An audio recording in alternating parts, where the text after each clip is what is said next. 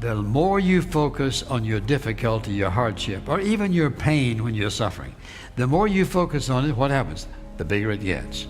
Well, I've been going through this, and I've been going through that. And if your friends listen to you and say, "Oh, I'm so sorry, I feel so sorry for you," the more pity they give you, the bigger it gets, and the bigger it gets, the more you doubt God.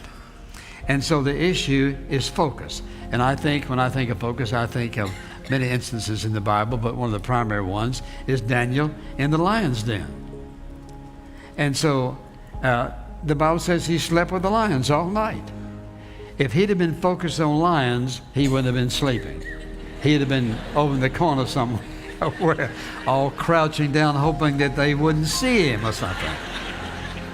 And it brings me back to one of my most favorite illustrations when God just did something for me in one of the most difficult times of my life. It probably was one up to the very top.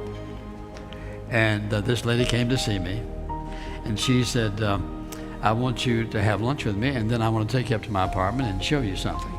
Well, she was about 70-something, and I was 30-something, so I felt pretty safe. And so we ate lunch, and I went to see her, and I was going through a very difficult time at church. They were doing their best trying to get rid of me. And so we walked in. She said, "Now don't sit down. I want to show you something." Walked over and showed me this picture of Daniel in the lion's den. And she said, "Now, son, I want you to tell me what you see." So I said, "Well," and I can still remember looking at that picture. I see this lion over here looking up, and this one looking down, and see the bones. And so I thought of everything this little lady could possibly have thought about. And she said, "Well, do you see anything else?" I said, "No." She said, "If you'll notice," and the picture had all these lines, and Daniel had his hands behind him. He's looking at this ray of light. She said, "What I want you to see is Daniel doesn't have his eyes on the lions, but on God." It was like God hugged me that day. Because from that moment on, all of my fears disappeared, and all of my uncertainties, and a lot of other things probably disappeared, because she got my focus right. When you focus on the trouble and the heartache and the burden and the pain, it gets bigger, and we feel less confident, less significant, and overwhelmed.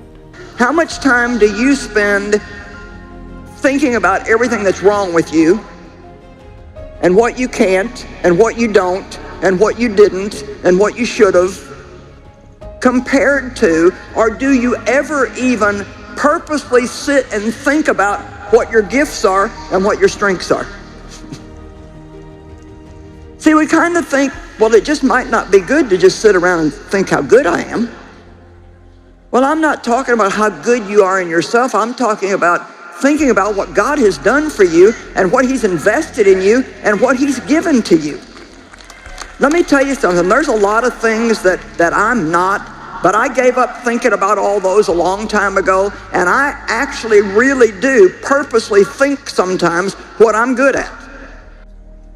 Thinking about what God has done in you more than you think about what's going on around you. Let's not be so all caught up in our circumstances and what we don't have and what's not working right and what people are not doing. And let's latch on to something, I don't care how tiny it is, that is a good thing in our life, something that God is doing in us. And let's celebrate that thing. And the more you celebrate the good things, the smaller the bad things are going to become. Come on now. And I'm going to tell you something. The more you focus on what's wrong with you, the bigger it's going to get. I said the more you focus on what's wrong with you, the bigger it's going to get, and the less likely you are to ever get rid of it.